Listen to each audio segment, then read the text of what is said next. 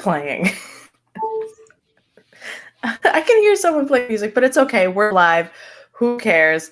It's me, Naomi. I am the co-host of the Scotty Survivor live reality games recap podcast. And today I have my co-host Lee joining me. Lee, welcome. How are you? I'm doing good, thanks. Sorry about my music. I did not think people could hear it. I just love that while you are podcasting, you're also like, let me vibe. I'm going to play some music. No, I'm so excited. Thank you for being here with us.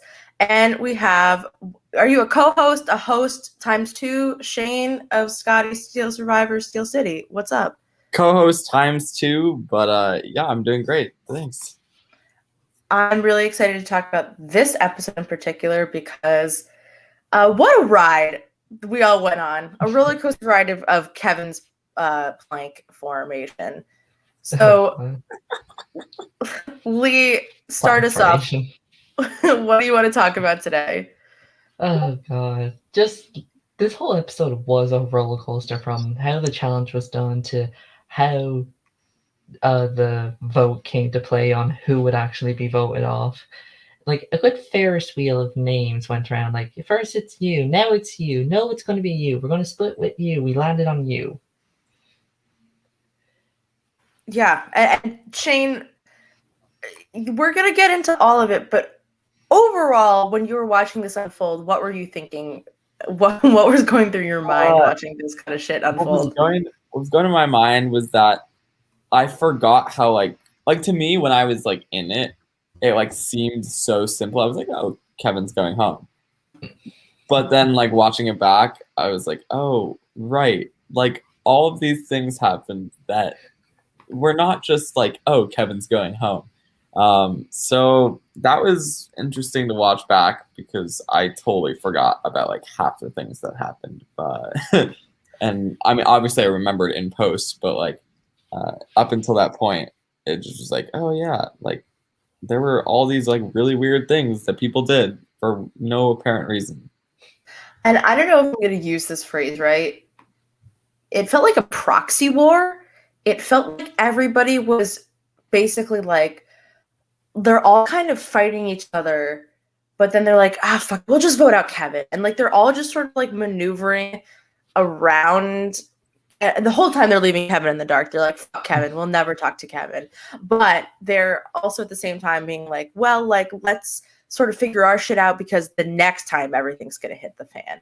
So I kind of love that nobody would sort of admit to what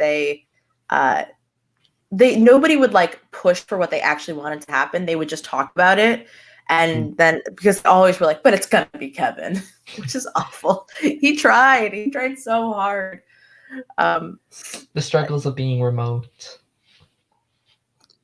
Yeah, I think this. Go ahead. He overcame it pretty well. I just thought if he had just like shut up, he would have been fine. Because he really, I mean, we tried to get this across, but he really wasn't on the chopping block at the beginning because he had like won the plank thing or like done very well. Yeah, so he like wasn't like at first we were like, oh, Kevin's not going home. That's cool. Like good for him. And then like he started speaking, and that's when he got himself into trouble. Like a lot of players, you're in trouble once you open your mouth. I feel like this was the Gerald course. This was you start talking and you talk yourself into a grave. Like, holy shit, Kevin. And the whole time I'm like, no, not Kevin. Like, not the remote players. And the sad thing was, what he was saying was true at a point. Well, the craziest part about that was that he didn't even know that it was true. He was just making it up. Shane, will you remind our viewers what he said? Oh, he basically said that everybody was targeting Amara and Sarah, which was true. Yeah. But he didn't know that. I mean, at least I don't believe he knew that. Yeah, and you know what that felt like? I don't know if anybody watched in Sequester. There was an episode, it was like the date night episode, where Jacob Jones kept saying like, oh, they're targeting me and Muna, so I have to save myself. It felt like he was throwing what I perceived was that Amara felt like he was throwing her name in there as a lie to like make her feel like connected to him, but he's telling the truth. And so poor Kevin is just like, you know, the boy who cried wolf, like being like, no, it's true. And then he gets eaten. Rip Kevin again. Indeed. Poor Kevin. There goes my winner pick. Oh no. Well, one of them. I still when have... you said that, I was like, oh, you're gonna feel so bad after episode 2. Yeah, I still have. Yeah. I still have Dorothy as my pick. That's why I picked 2. I feel like if you just pick like 5 winners, you're gonna get one of them right. It'll be fine. I pick 16 out of them. And they're all gonna lose. Great. Well, let's talk about the fallout from voting out Gerald. Which there isn't much fallout, but I think Audrey kind of knows that shit's not going great for her. And I what I admire about Audrey is she's like, I'm gonna turn it around. She had the idol clue. She knew that she was gonna try her butt off to make sure that like she got into better graces. And people were shitting on Audrey, and I thought she had potential. And this is just that manifesting for me. And you're wrong. I don't know what to tell you. Yeah, Lee, anything to say about, she'll be gone next episode? I said maybe. I didn't say for sure she'd be gone. I just said she just had a high chance. She's definitely potential. There's definitely potential there. She's definitely that innocent freshman. Oh, by the way, I love that you added those lower thirds. There's more. Yeah. And slightly changing the idol clue to make it, even though nobody in this cast knows Survivor, so they don't know like who it obviously is. Mm-hmm. She's like playing very smart but still innocent. Like how she innocently told Halley the clue, but she's playing smart by altering the actual clue. Well, altering the clue was like a really big deal because, well, one, it completely threw off everybody who was searching in person because they had no idea to look online. Like they just like did not realize that part. Oh. And then when the next clue came, they had no idea what it was referring to. So like they should have just went for that third clue in this Mew challenge. Like maybe we'll finally know. Like it would look online. It literally would have pointed them to the page where it was. Yeah. So like, and she's smart, and the way she phrased it, like obviously, I think by now people know like it's leading to Andrew Savage from Pearl Islands, but the way it's like to his rival, it also it fits now Kelly Wentworth, who was technically his rival, who was also voted in by the public to play second chance. So if they knew Survivor, people going to her page rather than his. So people look on like a million different pages. Oh my god. Probably have like hours of footage of people just like scrolling. That's brutal. Oh my god. Shout out to the editor, but Jesus, that's like, it's a lot to do. So first of all, shout out to my friend Andrew Savage's niece, Liska Savage, Queen, but like that's so funny that Audrey basically fucks up everybody's chances of finding this thing, which Queen move on her part. She's playing 4D chess, everybody. Hello. Like, obviously, this is the way to go. And I also think that, like, social bonds are being made on this tribe after the whole Gerald thing. And I'm excited that, like, people are getting together a little bit more. And I can't wait to see if there's a swap coming up soon, like, the factions that are forming on each tribe, I think are against each other on the tribe, and then they're going to swap and then like be a mess on another tribe. I can't wait to see that. That's what I'm looking forward to. Yeah, it's the swap is not coming this upcoming episode, but the next, and it's a hot mess. Yay. Like a hot mess because I'll just say this: at some point, pre-merge, all of the tribes will go to a tribal, and it is possibly episode 5 is the biggest hot mess I've ever seen in my entire life. I can't wait. Also, I apologize. My apartment's making a weird noise. I apologize. It's a lie. To anybody listening at home, but I also think that something we have to talk about is Halley's challenge performance, which kicked ass, and I think people pointed out correctly, like kind of saved him in a way, because I don't think Halley was in a great spot on his tribe, and so like I love a good immunity win when you don't know you need it, and that was Halley for me. Yeah, I was watching that the whole time and I was like, wow, he's really just going longer than I could ever do. Like that was like 5.5 minutes. That was a really long time to plank. I wouldn't It's even so last 10 long. seconds. Yeah, holy shit. And like and poor Kevin just absolutely dogged on by his form, which he didn't deserve, but it is funny. And I as like a person who like does like you have to watch people during challenges, I am such an asshole about like your elbows are too high, this is too high. And so like I felt bad, but I like Leo talking about the roller coaster of Kevin and the edits where the wavy screen. I was laughing my ass off. Shout out to our editor for that one. Shravya, you killed that. Yeah, and Dustin wants to know in a plank competition. It's Shane. I feel like Lee and I both know it's Shane. Yeah, no question. Yeah, I can probably go for like 2 minutes at least. Yeah, I'd last 2 seconds. Exactly. I'm like 30 seconds, and then I'm like, you know what? This isn't worth it. Like, unless there's a prize, it's not for me. This challenge. So, Shane, can you walk me? Let's say that I'm dumb, and I struggled with understanding this challenge a little bit because I was watching while making dinner. How does this challenge work? I got the poker part. I got the number part of it, kind of. But how did this challenge work?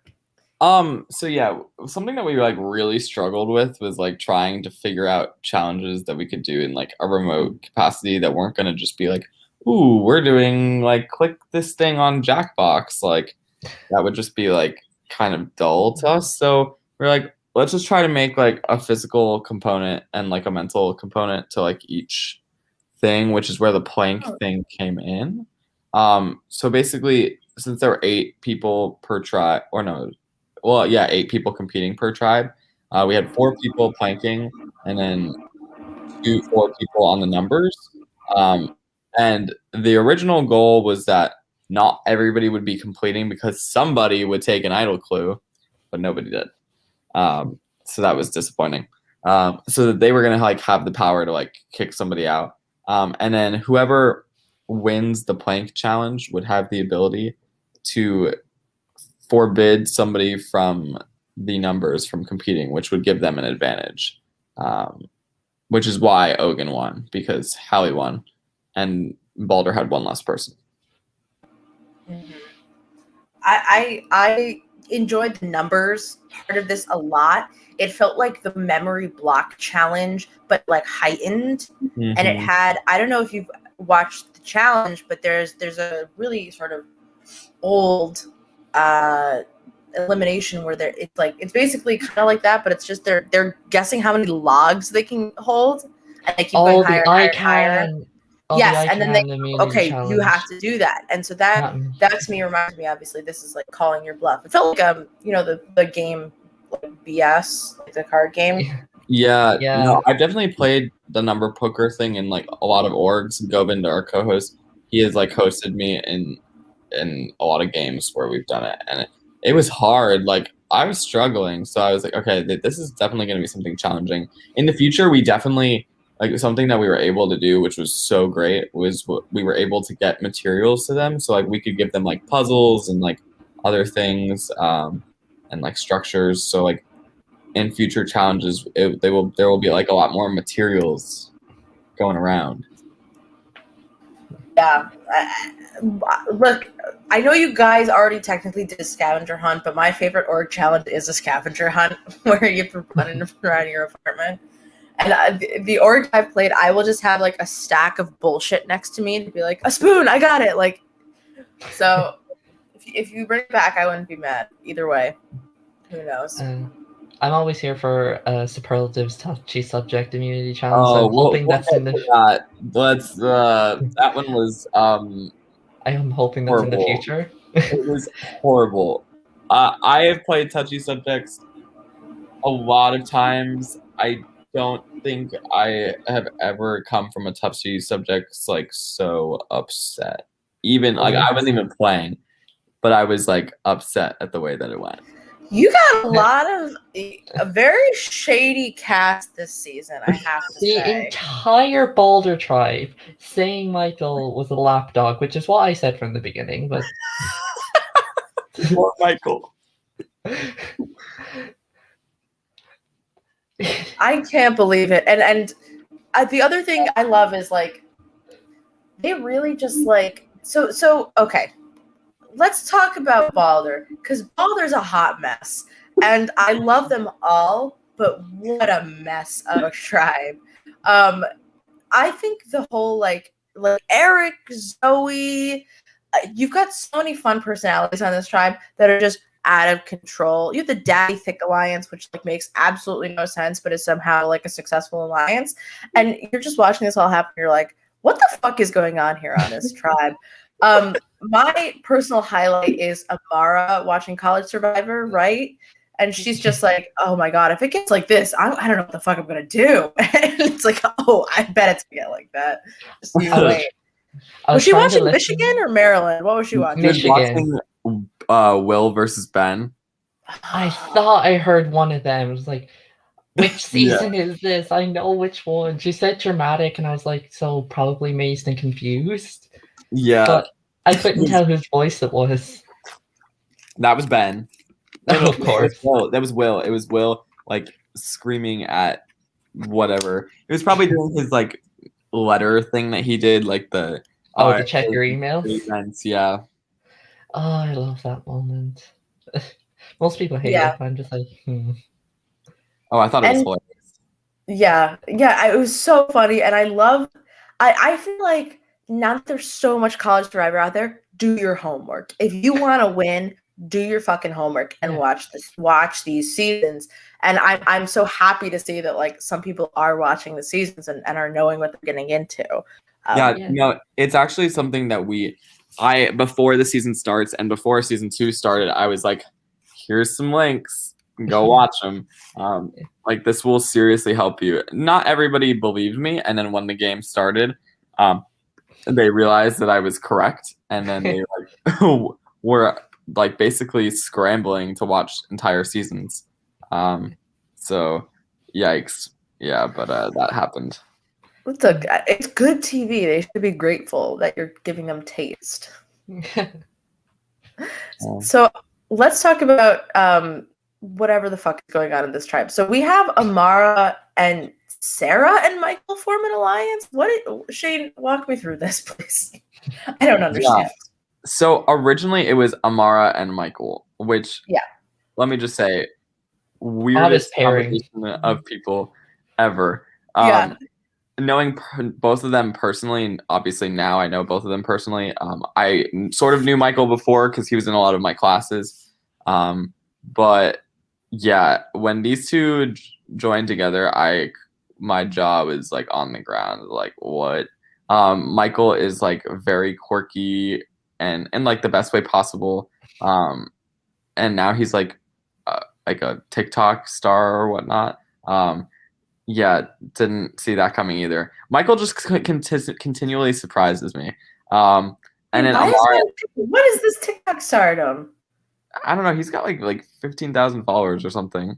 I can't wait for Scotty Survivor versus Survivor Boston Battle of the TikTok Stars. It's going to be Zach you guys Michael. versus Zach. Yeah. I would watch that. I don't know. I don't understand TikTok, but I would watch it. I don't care for it. Like, you say you're a TikTok star, like anyone can be a TikTok star. All you have to do is make weird movements, and well done, you're famous. Yeah, I have no idea. That's just celebrity in general, Lee. Like, that's just like dancing and being a pop star. You just weird movements, and suddenly everyone loves you.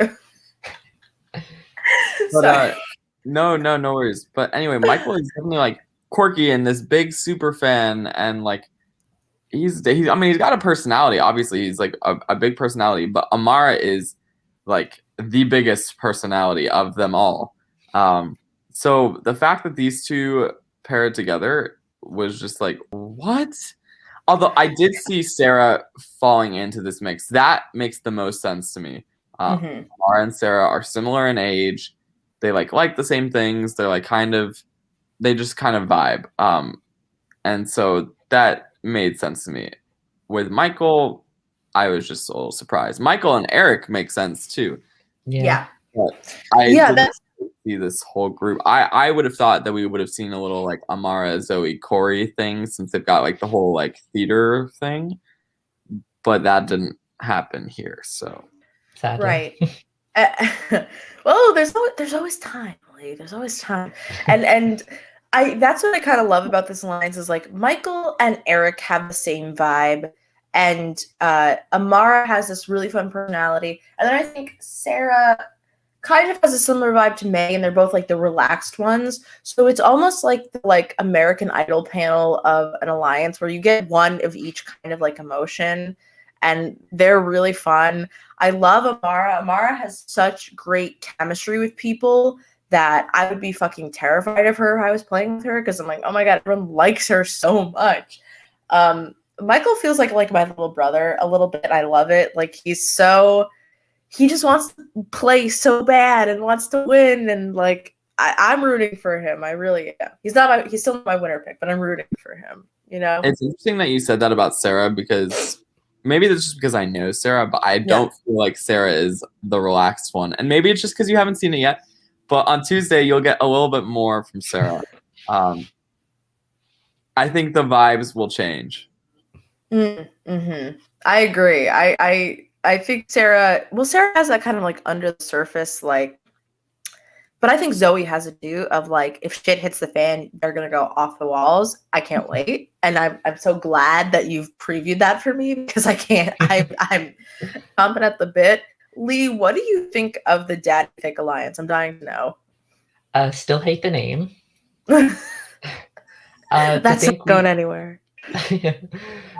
To think we almost lost Amara this episode, and it would have been ashamed. Like, when I was hearing that Amara could go home, it's like, seriously, are we getting like what we get with actual Survivor, where the girl that gets along with everyone goes home second, like Amali or Amari, Amara? Oh god, it's meant to be. They all sound the same. And then it was like Zoe's going home. It's like, no, I like Zoe because she brings entertainment. Then it's like Kevin's like, no, but Kevin's my winner pick. Definitely an interesting group, and how, like I said, everyone on the tribe except Michael just says Michael's a lapdog for this person here. Like, this is the one who's holding the leash, and it's like one of those leashes that breaks off into three, and three different people are holding like the same leash. On this guy. Oh my god. I still stick by my saying on, if it's a final three, he makes final three and gets 0 votes to win, because he's just going to be that player that thinks he's making all these moves but really isn't. I just see that. I've seen too many Survivors and college Survivors and other Survivors of that exact same player type. It's fair. Look, there's no money on the line, so you can say whatever you want, Lee, and I can say that I don't agree. But I here's what I'm looking forward to is Eric having to make a decision in this tribe, because boy howdy has Eric buried himself in alliances in a way that is not helpful to him. Except for, I guess, he might have gone home. I feel like Eric might have gone home if he wasn't so closely tied with people, but he's so boned for the future. Like, there's too many people who think that they're working with Eric, and I feel like it's gonna bite him in the butt. Am I wrong, Shane? Am I wrong? I'm not saying anything about Eric. You'll just have to wait and watch. Okay, but at this point in the game, he's made a lot of alliances, right? Oh, when Eric started doing this, I was like, bro, what are you doing? Like, he was like, I'm just gonna play chaotically, and I was like, okay, like, you do you, man. Like, go off, King. I'm not gonna stop you from playing chaotically. Like, obviously, of course, I'm not gonna stop him. But I was like thinking there to myself, like, what the fuck is he doing? Like, he should just stick with one group and not like, or like pick the group that like will probably be more useful to him, which, in my opinion, was the Daddy Thick group. But Yeah, because none of them are going to win. Well, I just think that they are more trusting, Yeah. And that's why they're not going to win. well, just because they're trusting now doesn't mean they'll be trusting later. The only one in that group I can see winning is maybe Amara, and that's it. Potentially Sarah, but Lee, I thought you said that 16 people were going to win this season. I don't. No. You got to make a choice. Yeah, I think they're all going to win and lose at the same time. That way I never lose. I definitely think that this group's got some tricks up their sleeves. They're not, but definitely the other group, the Corey, May, Zoe, they spent way more time at the beginning of this game, like figuring out, like their whole like secrecy thing. I think could really like come to bite them in the butt.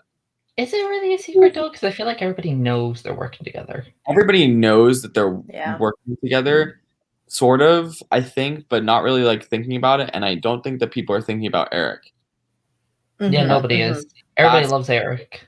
That's the kicker, is that they might think, oh, Corey, May, Zoe might have an alliance. It might be in the back of their mind, but they're not thinking about, like, why would they have like a 3-person alliance? Like, that's not going to run a tribe. So I think that Eric is the key there. And if people realize that Eric's in on that, they're fucked. Yeah, that's and so I think we haven't talked about something that is kind of important here, which is like is that Cushy was basically left out of the vote, and now she is. You would think that she's the easy target on the tribe, but to me, she's the spare number, and the alliances are really about to go after each other, trying to get Cushy in tow, and it's kind of like who will she pick, but at the same time, it's also like who is going to understand that they need to capitalize on her being left out. Because I feel like they're going to blame each other, right? They're going to be like, oh, no, it was like Zoe's idea to leave you out of the vote. Oh, no, it was like Amara's idea to leave you out of the vote, and then see how it kind of shakes out from there. Lee, what do you think about Cushy just being stranded on an island in California? Yeah.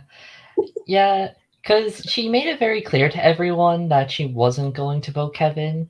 So I think they definitely brought the idea to her, or she just immediately said, I'm not voting Kevin. If they are, I think this tribe is too paranoid. If they do go to tribal, I do see Cushy get in the back end of it, even though she is helping them. Because I think the alliances are going to think, like, we can get rid of Cushy now because we have the numbers, because everybody thinks they're working with Eric. And so Cushy's going to go home, and then Eric's going to be stuck in between two alliances. Talk about messy. Very. It's like, yeah, well, you kind of look at it. Eric and May are kind of in the same position, but May is doing it a lot better because May also has ties to the other side with Sarah, but she's like more under the radar and more calming, because we saw in the beginning how she was like saying like, Zoe's going to say Sarah, Sarah's going to say Zoe, how do I make it neither of them? And trying to convince everyone it's going to be Amara.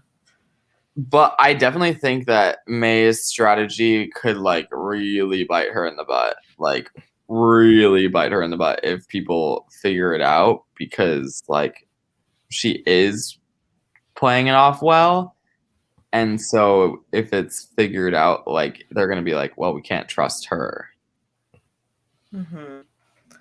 Well, and I feel like something I was thinking about is how bad of a spot could she accidentally put herself in, and if anybody's going to be able to get her on their side, because I think that'll be a good buffer for them. So like someone like Eric or even like May or Amara will be able to sort of say like, oh, like Cushy's coming to my side, so now I'm definitively choosing her. And then you basically take Cushy's ire and you say like, oh, you're mad at these people because they didn't tell you what's going on? Yeah, I'll vote with you. Like you're with me now. And you keep them on your side, because at most the alliance is going to be 3 people, and then it'll be 2 people. And look, it's not great to have 2 people mad at you, but it's better than having like 6 people mad at you at the end of the day. Also, Cushy, big mistake here, saying that she's not going to vote for Kevin. all she has to do is basically tell Kevin that his name is out there and then like help him. I don't know. It's like the strategy is if you want to find out who the vote is, you don't say that you won't vote for somebody. You can say things like, Kevin tried so hard in that challenge. I'm not going to, like, I think that he did a good job. I don't think it's fair that we vote for him. But like, once you're like, I'm not touching Kevin, then it's like, well, we're not going to tell you if we're going to put out Kevin. Like, sorry. Yeah, I mean, I think that not saying definitively, I will not vote this person. Literally, just I mean, it's obvious in this case that Cushy and Kevin are kind of working together, but in any other like case, you are literally giving it away that you are like tied with that person. Exactly. Like you are basically showing your whole butt, and it's not a good look to have. And that's what I think Cushy does really wrong here. And hopefully she can rebound because I do love her and I think she's amazing. But I don't know if she's going to be able to have any control over her game, or if it's going to have to be that somebody else helps her out, Like, I think it really depends on like who wins the next challenge and like when the swap is, and whether or not she can make it there. Yeah, exactly.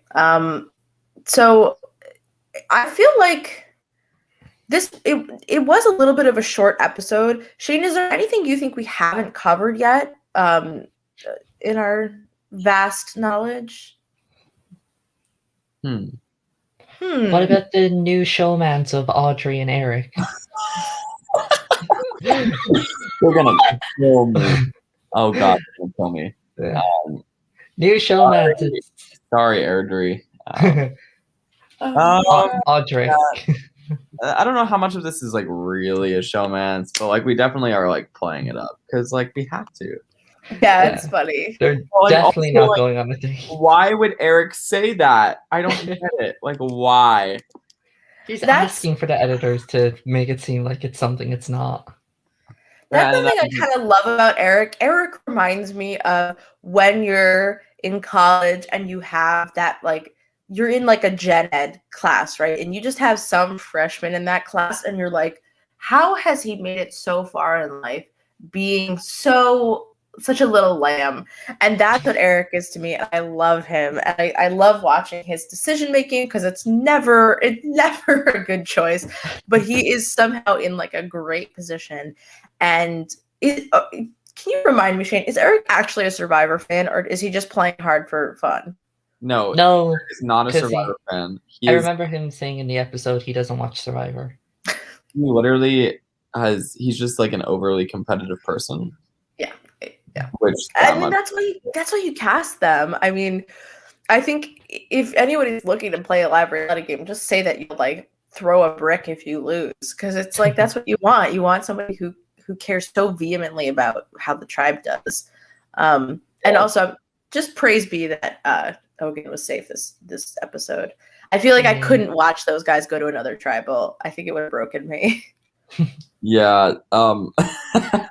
Well, talk about messy too. Like they were so messy because you got people talking about flipping already. Like it's week 1. Like why are you talking about flipping? Grab a life first. Yeah, Kristen. Yeah. Well, yeah, I definitely agree there. I think Eric sped up the entire game. Like if it weren't for Eric, like these factions, I think a lot of Baldur, like the Amara, Michael, Sarah group, were like, we can just like kind of vibe. And then like Corey, Zoe, May, and Eric were like, day 1, let's go. Like we're gonna speed up the game. Like we're gonna make it so that like it's harder for everybody else. Like that's the vibe that I got because they were like, let's make this alliance, and everybody else was like, we can just like kind of vibe, feel how we like people, like. And honestly, in College Survivor, you wait and you're done. Like the game is on day 1. If you're not already making alliances, like you could be fucked. That just goes to show how Big Brother College Survivor is, right? If you're not in on the ground floor on an alliance, you can be so left behind. And if you're smart enough, you'll maneuver through the cracks, but it's so much harder to see cracks when you're not trapped in a house with a bunch of like idiots in their 20s. You know, it's harder when you're all scattered in the winds, especially online these days. And so I really think that your cast has like one of the hardest seasons of College Survivor to play, and I think it's admirable that they're doing a really good job and they're really delivering compared to like I think some people who played some casts who have played in person maybe didn't deliver the way that these guys are in 2 fucking episodes.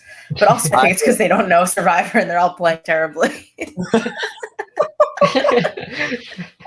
That's My favorite thing is like when like, and we have this too in other seasons, but when like, especially since it was virtual, like when you're just like hanging out with a group of people and then you run into somebody from a different tribe or like on your own tribe, like that is my favorite thing to watch because I'm like, oh no, you just like sunk your game. But, yeah, like most recent season of Boston and Palamedes where Anna and Zach were talking about Anissa, and then 5 seconds later, oh hi Anissa. I don't know if you got into that part yet.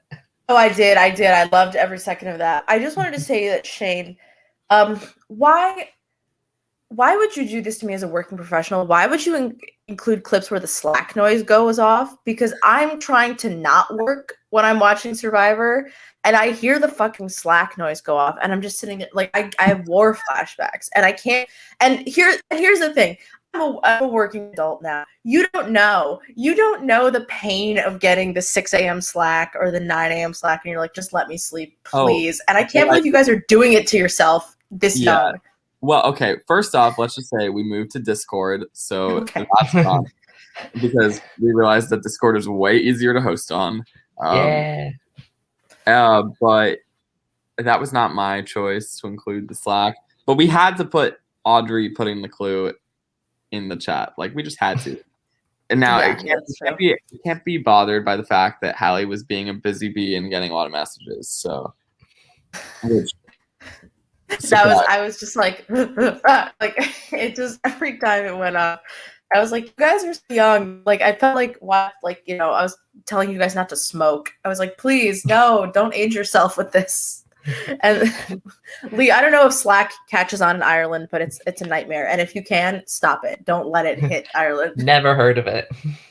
It's like, so for me, Slack is like it's a work app. It's like the way that my boss communicates with me. So for me, it's very like viscerally like, oh God, my job. But for you guys, it's like hosting in Oregon. It's crazy. So Shane, I want to know like when you're planning these challenges, I guess I have so many questions about the challenges, but they're all like they're full of spoilers. Cause it's like, did you have a plan if all of the remote players were voted out? Because we've had 2 remote players gone. Did you have a plan to do in-person challenges, or could you not even host them if because of COVID, like you couldn't gather that many people? Not remote. I don't. Daryl wasn't. Oh, that's right. He wasn't remote. Is it just the 2 of them?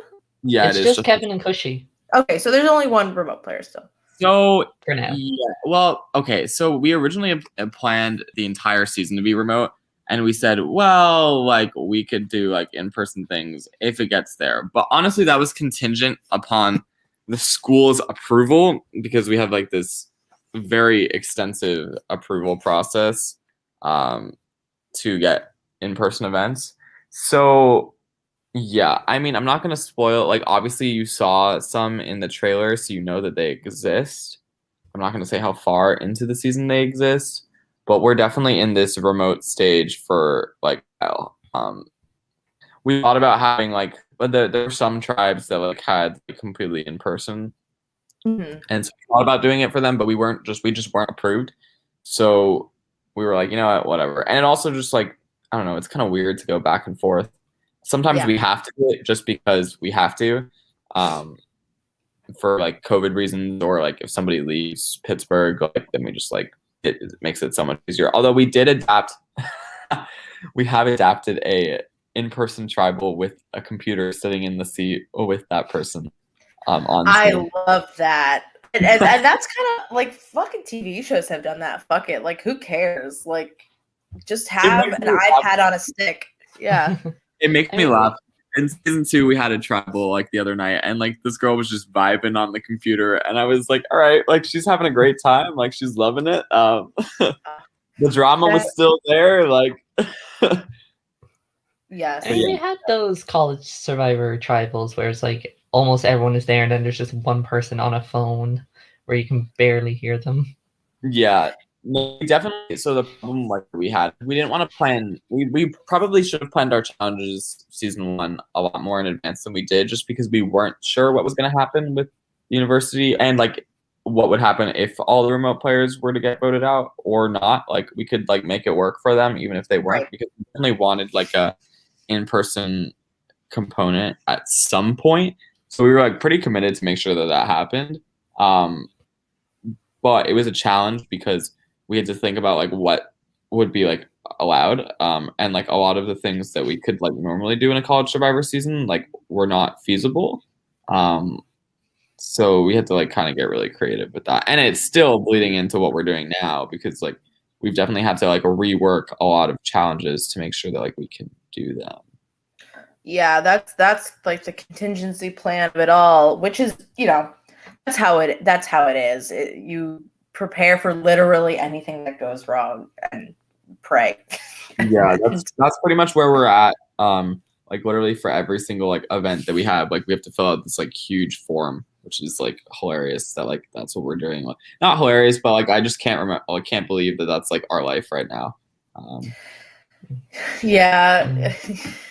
We have to fill out a long document so these people can play Steal the Bacon. Well, that's never gonna happen this season. Yeah. No. Damn, rip. Oh my god, that's so brutal. I would love to play Steal the Bacon, but like it's just not COVID. Not friendly. All the exertion, like it's just brutal. Yeah, we're going through Survivor New York. We're planning some challenges, and you're just like, God, like what is too much? And I really admire that you guys did so much with this season. And I think that's like people obviously are missing real Survivor, but I think what's so great is that this cast is so good. And even if some people would consider this more of like an org, I wouldn't at all, but like it has obviously org elements. It's still very much college Survivor. And like you haven't lost any of that spark, which is like really admirable considering how much work you probably had to do to be in that and like get it going. Yeah, I think it will definitely get more. Like I definitely agree with you. It's like definitely got the college Survivor vibe, but I think it will get more like that as time goes on. I think we're also still like really in the early phases. Like this was only 12 days in. The votes are like semi straightforward for like the first couple episodes, and then it picks up. So I mean, once it picks up, it doesn't stop. So I mean that's the case in any college Survivor season, but like it's not going anywhere here. So the other thing I wanted to say, it might be gone forever now. I don't know. Lee, do you have any closing thoughts on this episode? Anything else that you kind of want to, any random thought that comes to your little head? Is there anybody that's on your stand list, Lee? That's what I want to know. I always find who Lee likes very fascinating. Well, Olivia, Zoe, Dorothy. Who else is in this cast? I mean, that says it. Yeah, those three are probably my top 3.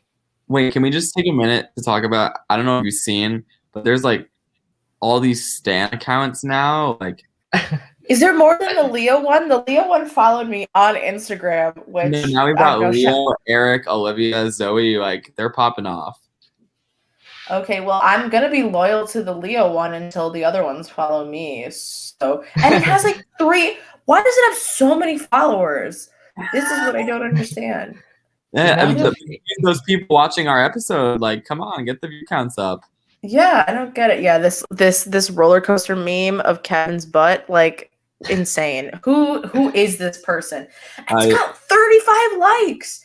What is going on? I wish I knew, but we got Olivia's. I think this one's a good one. Where is it? What is that account called? Olivia Stan Jeswaldi. Okay, that was really good. I'm gonna go follow that. Yeah. There it is. There it is. And you guys follow it too with the account. Absolutely. Like, it's hilarious. You see so quickly how these people just like immediately have like these stands and favorites. Oh, this one is right really off the good gate. too. Eric Spud Stan account. Oh, the Spuds. One day Eric will get voted out top sex bottom sex, and Eric will get voted out, and we'll be able to figure out what the fuck Spuds is. Yeah. You I have the don't Spuds. but You have this his weird is salt and butter right thing. now. I think it's just a potato, but I don't really get why. Like, Yeah, I mean, Spud is just another name for a potato. how about Eric talking to his fucking fish? Oh, And Kevin. He's so Kevin. cocky. Oh my god. You're just waiting for him to get blindsided at this point. Oh god, I want him to go so far, you know. I love it. I love He's every just second so of him on the messy. screen. I love messy players messy. because they just bring such like a mess. That's honestly the way that you put it. Yeah, they're a mess. Well, I would say Olivia's on my sand list. I would say honestly, Audrey pulling this shit out of the bag with the idol. I'm a fan. I am, and I love it. I also love Amara, and I'm probably going to be on the Amara train until I die. So we'll see how long that is. But it really overall, like, so many fun characters, and okay, Lee, who do we think is going home next? Shane, make no expressions whatsoever. Well, at this point, I think I made it clear that I have to say Audrey every time. So then I got her out of the way. Cushy's definitely up there if their tribe loses. I'm trying to think, what if Ogun loses? Who would go? Jacob, maybe? I can see him going. And, of course, Audrey. I think that Zoe, shit could hit the fan and Zoe could pay for it. That's my theory. Is like, if Balder loses, Zoe might be in a big mess unless Eric decides to stick with them. I think he will, because he said throughout the episode, Zoe's my 100% person I trust. Yeah, and we'll see if that, like, we'll even see if people pick up on that and then decide to vote one of them out because of it. And yeah, Jacob, I think, not in a great spot. Maybe even, I would honestly say, I don't know how Dorothy's doing. I think she's doing okay, but I feel like Dorothy is someone you could afford to lose, and we'll see how that goes. Because I know Dorothy's talked about how she's a little bit busy, right? And it's hard to keep up with shit. So we'll see. We'll see. Shane, good straight face. Good job. Yeah. Good. No emotions. Yeah, no cracks. It's like me playing code names. So when episode is coming out on Tuesday, right? 8 p.m. I will say this is like the last time of this season that we really see, like, we get to know the characters well, and then it just goes. So this is the last time you're really gonna get like highlighted like personality before like the strategy just like hits the wall. Oh baby. Oh no. Oh boy. Lee, any final thoughts? We're gonna close out. I just thought of one question. Is May actually 5'1"? Mm-hmm. Oh. So at our school, there's this thing called buggy, and it's basically they force you into like these like torpedo like structures. Yeah, what the fuck was that? I can't believe we didn't even talk about that. Like torpedo things that May had to get into. No, I know, but like, what the fuck are those? So like, it's actually like you like get in and like you drive it, and it's like people like push it up a hill, and then there's like a driver. It's like this huge relay race that we have for like our spring carnival. It's like one of the biggest traditions we have at our school. So like everybody does it, but one of the rules is that you have to be 5'2" or under to fit in one. And it's like mostly females that do it because most of the males of the school are not under 5'2". All And too tall. yeah, I don't even know. Like I could never fit in a buggy. There's like a joke on campus that like females under 5'2" are like the most recruited athlete on campus. Oh my god. Yeah. So there's like a lot of buggy, but yeah, May is really 5'1". She's quite short. Yeah. Oh. I loved it. I can't wait for the next episode. I keep opening shit on my computer. God damn it. And so first of all, I have to mention something that is super important that we have going on. Oh, I see this. Hang on. I'm like, I can't find. Maybe we don't have a banner in here. So Live Reality Games is doing a promotion with my good friend Jordan Kalish and George Nicolaitis, where we are offering $5 off their trivia night with Suri that is coming up. So you just need to mention Live Reality Games when you Venmo George Nicolaitis, and you will get $5 off. I will be there. Kirk will be there. Suri will fucking be there. So if you want to do Survivor trivia and possibly win money, you're going to want to join this. So just look at Jordan Kalish on Facebook. He's tweeted about it. So you know him. You'll find him. And that is with by mentioning Live Reality Games in your Venmo. So it's $15 instead of $20 to join and play. And that's next Saturday, I believe. But more importantly, subscribe to Scotty Survivor on YouTube and Instagram. Follow them. And just overall be a good fan. There is a Discord channel about Scotty Survivor that we are all popping off in frequently. When I remember the Discord exists, I'm there. And Shane, anything else that people need to do? They just need to watch the episodes. Just watch the episodes. Watch the episodes. There's more coming. I just edited one. It's super fun. That'd be funny if like there's actually no more episodes coming. We're done. Yeah. It's 2. Good night. All you got. No, just kidding. There's more coming. Yeah. What are you, Survivor Stanford? And then Lee, where can people follow you? Not do you want that? Sorry. They put one good episode out and they didn't do anything else. You can follow me on Twitter at livingforLWC. That was the podcast I used to work for. Oh. And then Instagram at Lyoko. I don't post anything except randomly. Mm-hmm. Mostly talk about the challenge or Drag Race and how I'm not enjoying these seasons.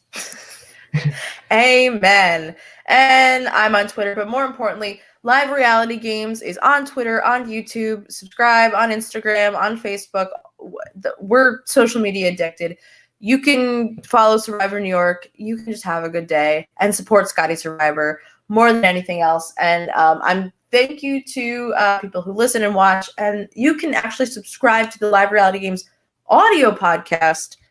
So you should do that. If you don't have time to watch our beautiful faces, you should just listen to our beautiful voices. All right. Thank you, everybody who watched live. And we're going to go. We're going to go to bed. Again, I'm going to take a nap, guys. I don't know about you. I'm just kidding. No, I'm not. My life is never ending. Thank you, guys, and have a great afternoon. Bye, everyone. Shane, you want to wave bye to the people at home?